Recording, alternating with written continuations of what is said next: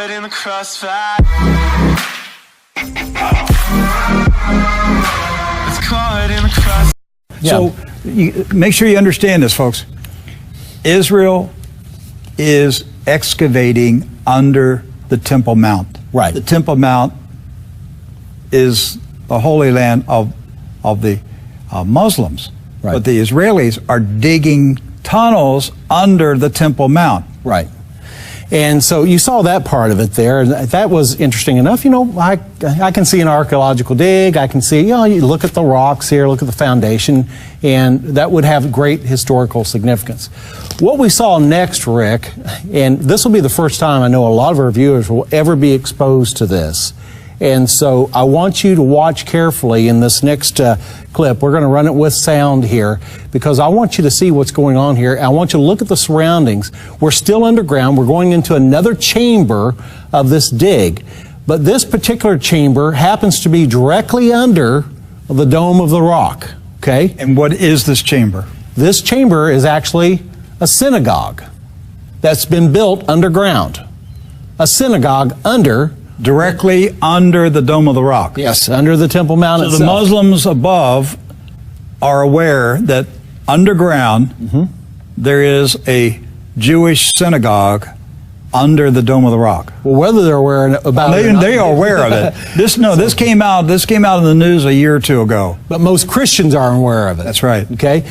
So let's watch this clip, and I want you to just see anything peculiar around the surroundings here, around the ornaments or anything. See if anything really jumps out at you. Should I be looking for a Nephilim? Well, maybe. Maybe look for something round. Okay. Yeah, look for it here. All right.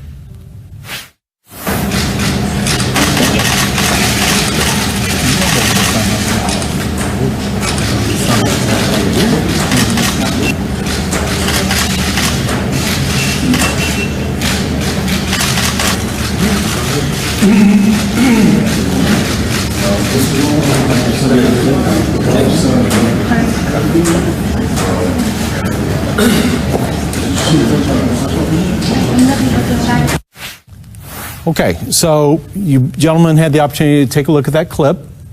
Edward, you notice anything weird or unusual there in that clip? There is an enormous golden globe with Hebrew writing on it and a flame coming out of it. What in the world did we just look at?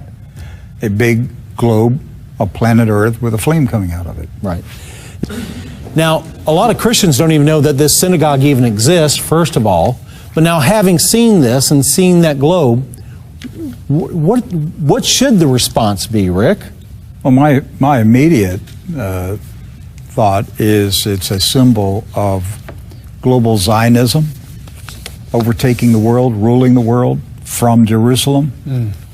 And I believe what they're showing us is, they have full intentions of rebuilding the temple.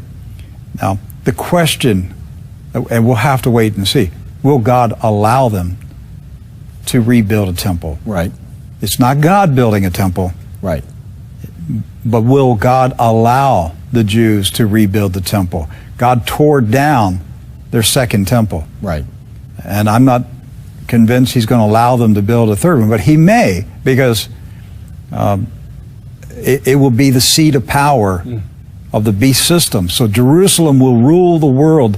This is what we're showing you, that I've been at this job for 20 years. I have studied the New World Order, globalism, Freemasonry, the Vatican. I've studied all these things, Nazism, and I've tried to make sense of all this, and I finally came to a conclusion.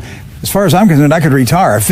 I finally figured out what is going on and where this is going. It is global Zionism. It is the synagogue of Satan, seizing control of the world and Jerusalem becoming the capital of the world.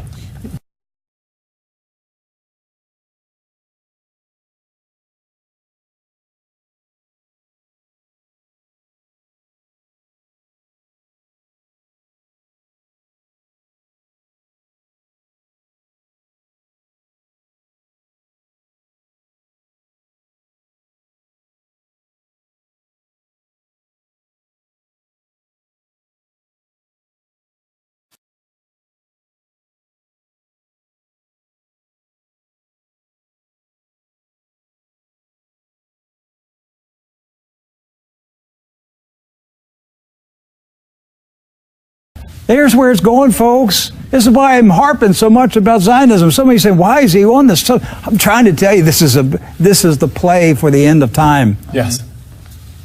This is the play for the end of time. This is where it's going. Right. It is a Zionist-centered global government out of Jerusalem, which the Bible calls Sodom and Egypt. It is the great city Babylon.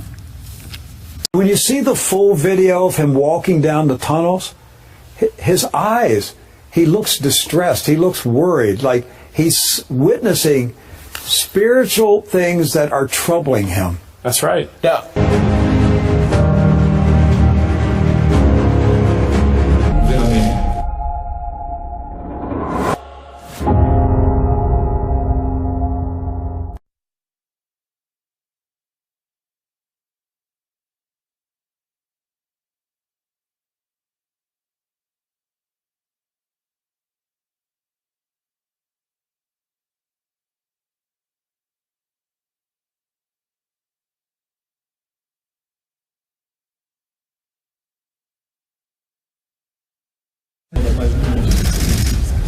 מלך מלכי המלכים, וכיתתוך אבותם לעתים,